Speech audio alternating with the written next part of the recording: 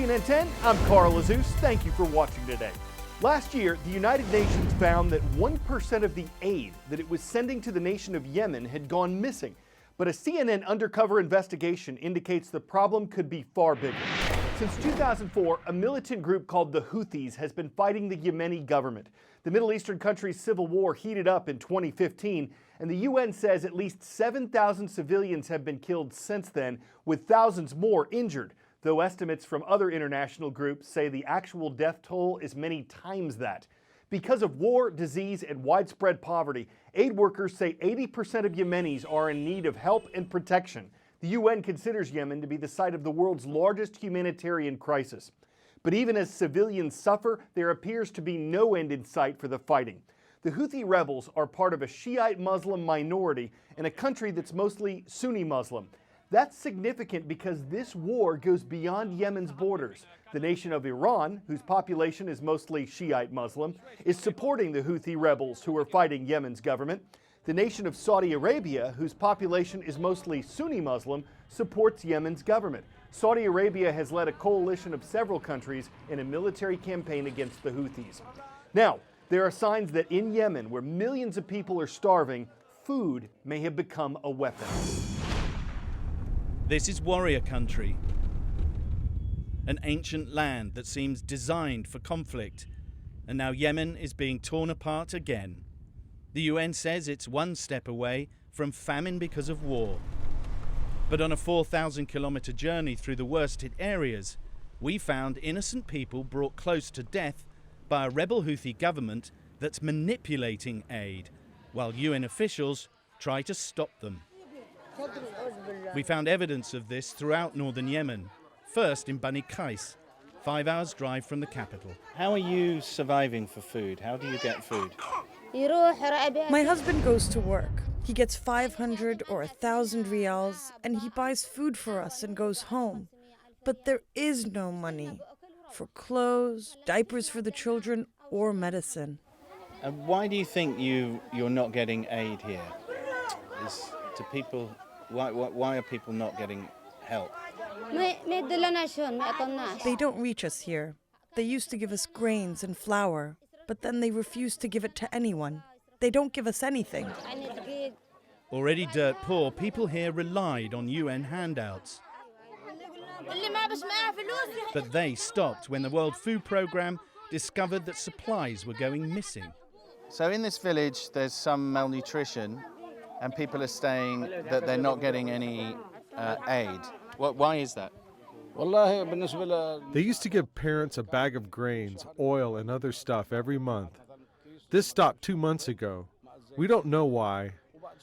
There are people higher up who know why. It's a problem that's been raised at the highest levels. We've certainly, in several situations, had to say to local authorities, you don't let us in there, we can't continue these programs. And that's why we've been forced into situations where we've said, if you don't let us in, if you don't let us do our jobs properly, then we're not going to be able to continue. This is Aslam. The UN has been denied access to this area and has stopped food distributions because they cannot be monitored. It's only a few miles from the front line. 10,000 people have poured into camps like this in a few weeks.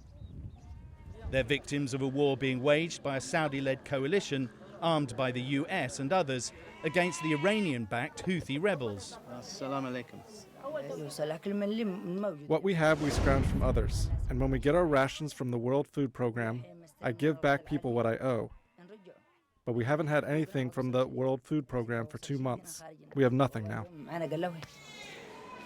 So again, vulnerable people are being denied aid by the UN because the Houthi government won't allow access and independent monitoring. In the Yemen now, nearly everyone is short of food. Malnutrition isn't only a problem among the displaced and the host community. We have it too. Even us, the employees, our children back home are malnourished. The Houthis are under siege. Their access to the outside world cut by coalition attacks on this, the main port of Hodeidah.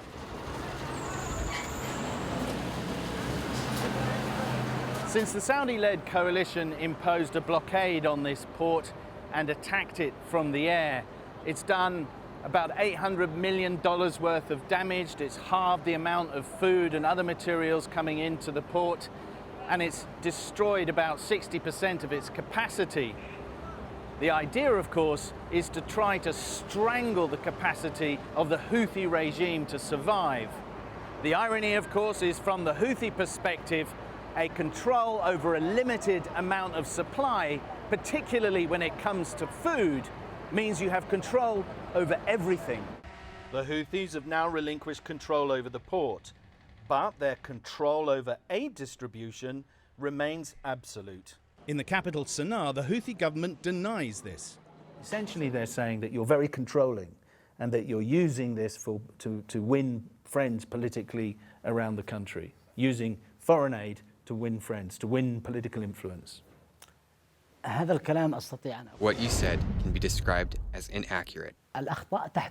Mistakes happen sometimes, but that doesn't mean or doesn't represent a policy on our side.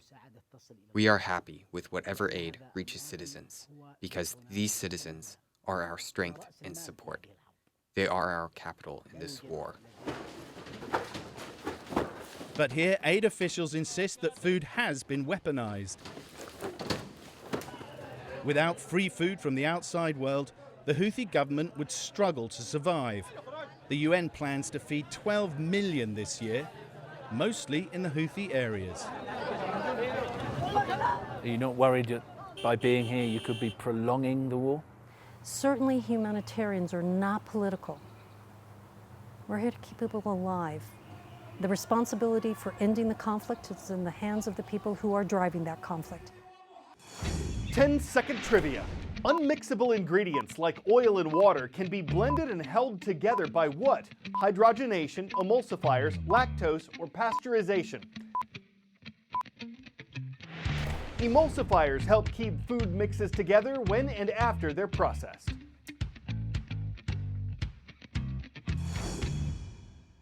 Emulsifiers are common in ultra-processed foods, and a new study in the journal Cell Metabolism says those kinds of foods can cause people to gain more weight than unprocessed foods. Ultra-processed refers to foods that have emulsifiers, high fructose corn syrup, flavoring agents, and hydrogenated oils. In the study, 10 healthy adults ate an ultra-processed diet for 14 days. It included foods like baked potato chips, turkey bacon, and bagels with cream cheese. 10 others ate an unprocessed diet, including oatmeal, bananas, meats, and walnuts. Then the two groups switched diets for another 14 days. The meals all had the same amount of calories, fat, and carbohydrates, but participants were allowed to eat as much or as little as they wanted. They also exercised about the same amount each day. The results? On the ultra-processed diet, people ate faster and took more helpings, consuming about 500 more calories per day than those on the unprocessed diet. With the ultra-processed foods, they tended to gain about 2 pounds. With the unprocessed foods, they tended to lose about 2 pounds. So one big conclusion was that limiting the ultra-processed foods we eat can help prevent obesity.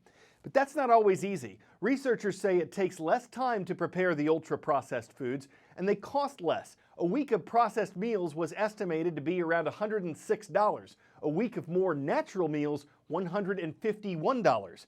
That may be why another study found that a majority of the foods that Americans, Britons, and Canadians eat is ultra-processed.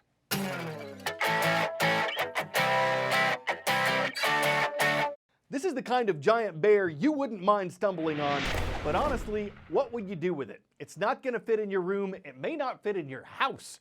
The new Guinness World Record holder for biggest teddy bear is more than 65 feet long, it weighs more than 4 tons, it took more than 3 months to sew together, and more than 5 hours just to measure. It's meant to attract tourists to a town near Mexico City. And while a lot of people all can share it and others travel there just to stare, it's not going to fit hardly anywhere. It just sits there as few rooms could bear it. Want one? Well, your home whereabouts better be a gigantic bear housing warehouse. Santa can't bring it. You'll need a quote from a shipping group that needs a bigger boat. If it stays afloat and seas ain't too heavy, you might just see your record-setting teddy. I'm Carl Azus, stitching up another edition of CNN.